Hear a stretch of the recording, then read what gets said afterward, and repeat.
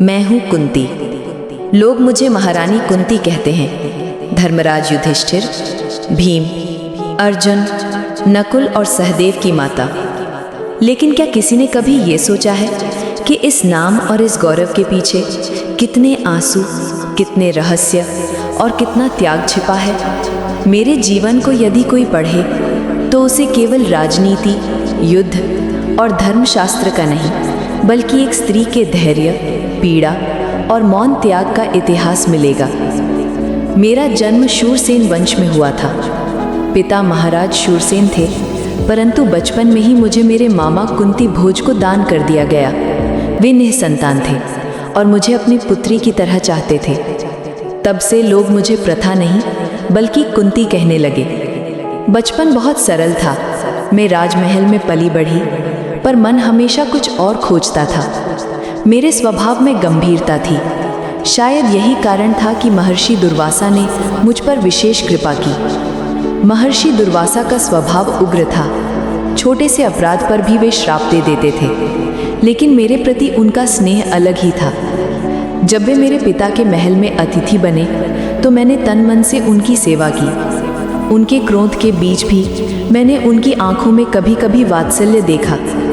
एक दिन उन्होंने मुझसे कहा, पुत्री, मैं तुझसे प्रसन्न हूँ। मैं तुझे एक मंत्र देता हूँ। इससे तू किसी भी देवता को बुला सकती है और उनसे पुत्र प्राप्त कर सकती है। उस समय मैं केवल एक किशोरी थी। वरदान की शक्ति का अंदाजा तक नहीं था। मेरे मन में कौतूहल था। मैंने सोचा, चलो परखती हूँ।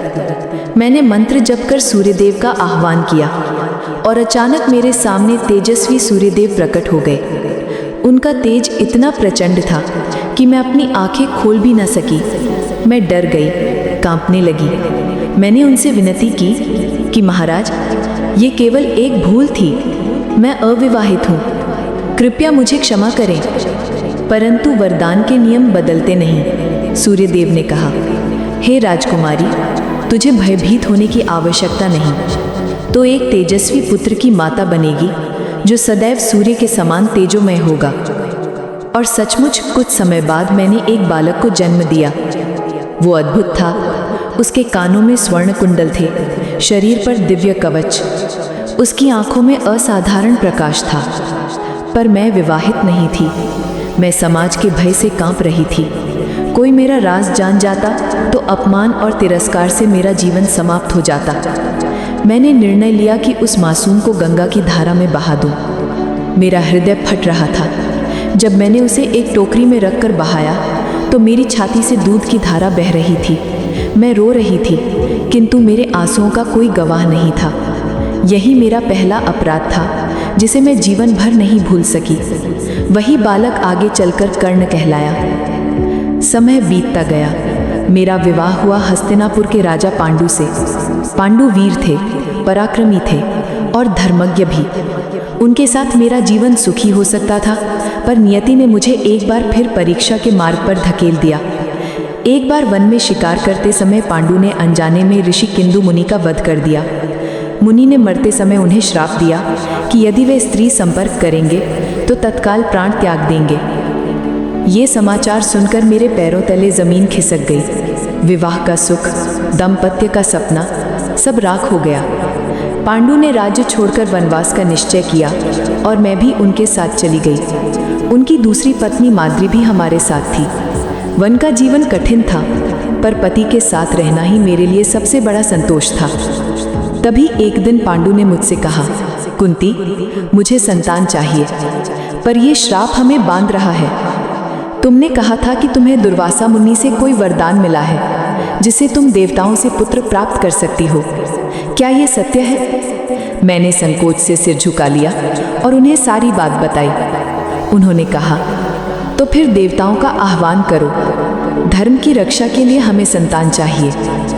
मैंने मन भारी करते हुए उस मंत्र का प्रयोग किया। सबसे पहले मैंने धर्मराज यम का आह्वान किया। उनके आशीर्वाद से मेरे गर्भ में एक दिव्य पुत्र आया, युधिष्ठिर। जन्म से ही उसका स्वभाव गंभीर और न्यायप्रिय था। फिर पांडु ने मुझसे कहा, एक और पुत्र चाहिए जो बलशाली हो।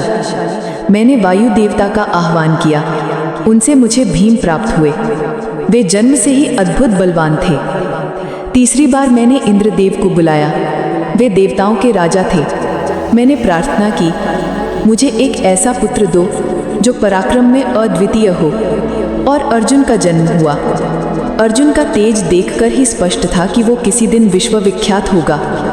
मैं 3 बार ये वरदान प्रयोग कर चुकी थी, पर पांडु की दूसरी पत्नी माद्री भी मातृत्व का सुख चाहती थी। मैंने सोचा उसे ये अवसर देना ही उचित है। मैंने उसे मंत्र सिखा दिया। उसने अश्विनी कुमारों का आह्वान किया और जुड़वा पुत्र नकुल और सहदेव प्राप्त किए। इस तरह 5 पांडव जन्मे। वन में हमारा परिवार छोटा सा किंतु सुखी था। पांडु अपने बच्चों को देखकर संतोष पाते थे, पर नियति को तो कुछ और ही मंजूर था। एक दिन बसंत ऋतु में जब फूल खिले थे और वातावरण में कामदेव का प्रभाव था, पांडु का मन विचलित हो उठा। उन्होंने माद्री को देखा और वासना से अभिभूत हो गए। वे शाप भूलकर उसे आलिंगन करने लगे और उसी क्षण उनका प्राणांत हो गया। मैंने देखा माद्री रो रही थी। वो बोली, ये मेरा ही अपराध है, मैं भी उसके आकर्षण से बच नहीं सकी। अब मैं प्रायश्चित करूंगी। उसने सती होकर अपने प्राण त्याग दिए। 5 बालक मेरे ही आश्रय में रह गए। अब मैं विधवा थी, परंतु मुझे माँ और पिता दोनों की भूमिका निभानी थी। 5 बच्चों को लेकर मैं हस्तिनापुर लौटी। वहाँ भी चुनौतियाँ थी। धृतराष्ट्र का पुत्र दुर्योधन पहले ही पांडवों से ईर्ष्या करने लगा था। वो हर अवसर पर उन्हें नीचा दिखाना चाहता था। मैंने सब सहा, बच्चों को समझाया, उन्हें धर्म और धैर्य का पाठ पढ़ाया। मैंने उन्हें बार बार कहा कि सहनशीलता ही सबसे बड़ी ताकत है। युधिष्ठिर को मैंने न्यायप्रियता सिखाई, भीम को संयम, अर्जुन को ध्यान और नकुल सहदेव को विनम्रता। मुझे मालूम था कि ये बालक केवल मेरे नहीं बल्कि समस्त आर्यव्रत के भविष्य थे। मैं 5 पुत्रों के साथ हस्तिनापुर लौटी थी। महल में सबका स्वागत हुआ, पर भीतर ही भीतर मैं जानती थी कि धृतराष्ट्र का पुत्र दुर्योधन मेरे बच्चों को कभी सहजता से स्वीकार नहीं करेगा। मैं उसकी आंखों में जो जलन देखती थी वो साधारण ईर्ष्या नहीं थी। वो ईर्ष्या आग की तरह थी जो किसी भी दिन हमारे जीवन को भस्म कर सकती थी। धृतराष्ट्र अंधे थे, पर महत्वाकांक्षा से अंधे उनका पुत्र दुर्योधन था और शकुनी उसका मार्गदर्शक। शकुनी की चालें इतनी गहरी होती थीं कि उनका अंदाज़ा कोई सामान्य व्यक्ति नहीं लगा सकता था। मैंने कई बार ये अनुभव किया कि वे पांडवों के लिए जाल बुन रहे हैं, पर मैं मौन रही, क्योंकि उस समय राजनीति और संबंधों का जाल इतना उलझा हुआ था कि सीधे विरोध करने का अर्थ होता सब कुछ खो देना। इसी बीच एक दिन हमें ये समाचार मिला कि पांडवों के लिए लाक्षागृह बनाया गया है और उन्हें वहाँ उत्सव मनाने के बहाने भेजा जाएगा।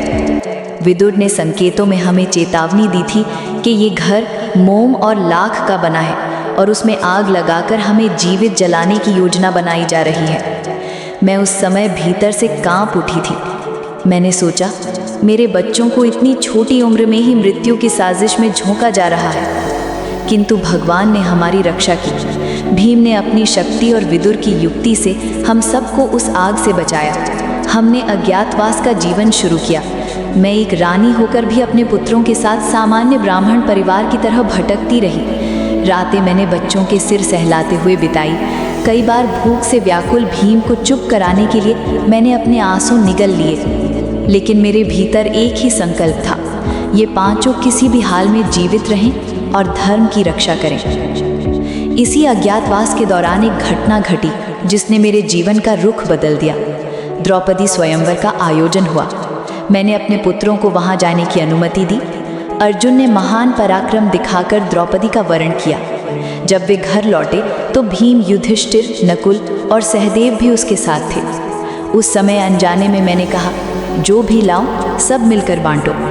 मेरी जुबान से निकला ये वाक्य आगे चलकर एक सत्य बन गया। द्रौपदी 5 की पत्नी बनी। उसके मन में संकोच था, पर मैंने उसे समझाया, बेटी ये सब नियति का खेल है। तुम 5 की पत्नी बनोगी और ये व्यवस्था इस वंश की धुरी बनेगी। उसने मेरे सामने सिर झुका लिया और 5 पांडवों की धर्म पत्नी बन गई।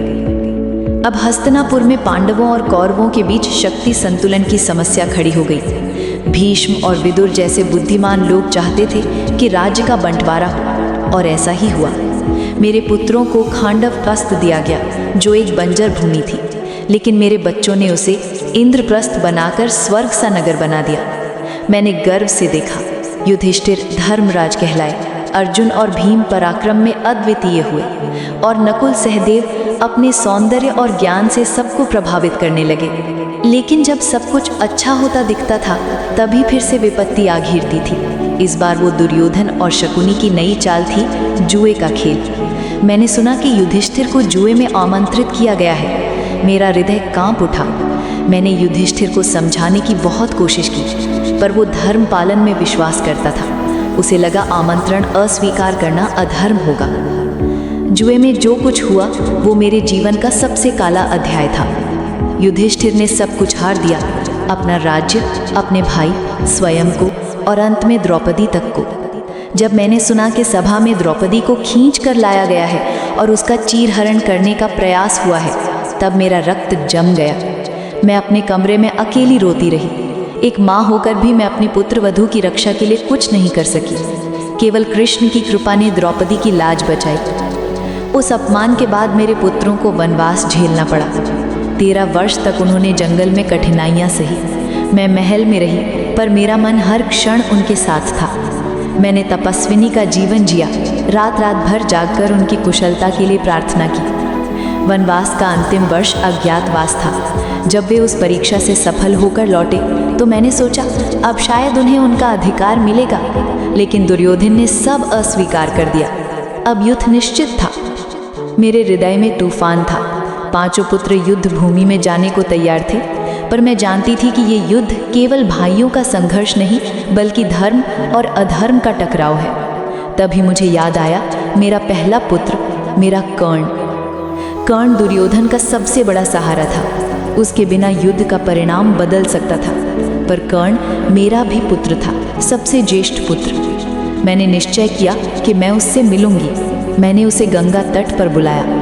जब वो मेरे सामने आया तो मेरी आंखों में आंसू उमड़ पड़े। मैंने कहा, कर्ण, तुम मेरे पुत्र हो। तुमसे पहले किसी और को मैंने जन्म नहीं दिया। तुम सूर्य पुत्र हो। ये 5 तुम्हारे छोटे भाई हैं। युद्ध होने दो, पर तुम अपने भाइयों पर अस्त्र मत उठाना। कर्ण की आंखें भी भर आईं। उसने कहा, माँ, तुमने मुझे जन्म दिया, पर मेरा पालन किसी और ने किया। मैं आज जो हूँ वो दुर्योधन के कारण हूँ। उसने मुझे सम्मान दिया, मैं उसे छोड़ नहीं सकता। लेकिन तुम्हारा वचन व्यर्थ नहीं जाएगा। मैं वचन देता हूँ, मैं 5 भाइयों पर एक साथ अस्त्र नहीं उठाऊंगा।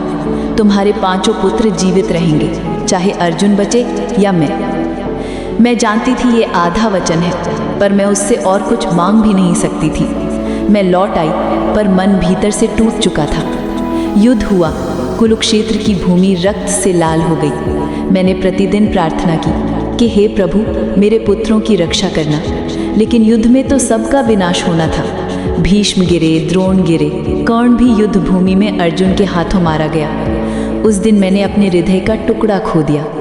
जब कर्ण का शव पड़ा था, तब मैंने पांडवों को बुलाकर सत्य बताया कि वो तुम्हारा ज्येष्ठ पुत्र था। वो सब स्तब्ध रह गए। युधिष्ठिर ने मुझे देखा और कहा, माता, आपने ये सत्य पहले क्यों नहीं बताया? हम युद्ध से बच सकते थे। मेरे पास कोई उत्तर नहीं था। मैंने केवल आंसुओं से उत्तर दिया। युद्ध के बाद पांडव विजयी हुए, पर ये कैसी विजयी थी। कौरव कुल का नाश हो चुका था। गांधारी का शोक, धृतराष्ट्र की पीड़ा, सब मेरे सामने थी। मैं जानती थी कि ये विजय केवल शवों पर खड़े होकर मिली थी। मेरे हृदय में अब शांति की कोई इच्छा नहीं बची थी। मैंने निर्णय लिया कि अब राजमहल में नहीं रहूंगी। मैंने गांधारी और धृतराष्ट्र का हाथ पकड़ा और वनवास को निकल पड़ी। अंततः हम सब का अंत आग में हुआ। महर्षि व्यास ने कहा था कि ये नियति है। आज जब मैं अपने जीवन पर दृष्टि डालती हूँ तो पाती हूँ कि मैं जन्म से ही त्याग के लिए बनी थी। बचपन में ही अपने पुत्र को त्यागना पड़ा, पति को खोना पड़ा, पुत्रों के जीवन पर बार बार संकट देखना पड़ा, यहाँ तक कि अपने सबसे बड़े पुत्र की मृत्यु का बोझ भी उठाना पड़ा। लोग मुझे पांडव माता कहते हैं, धर्मराज की माता कहते हैं, लेकिन मेरे भीतर की स्त्री केवल एक माँ थी जो अपने बच्चों के लिए सदा रोती रही। मेरा जीवन यही सिखाता है कि धर्म कठिन होता है और उसे निभाने वाली स्त्री का जीवन सबसे कठोर होता है।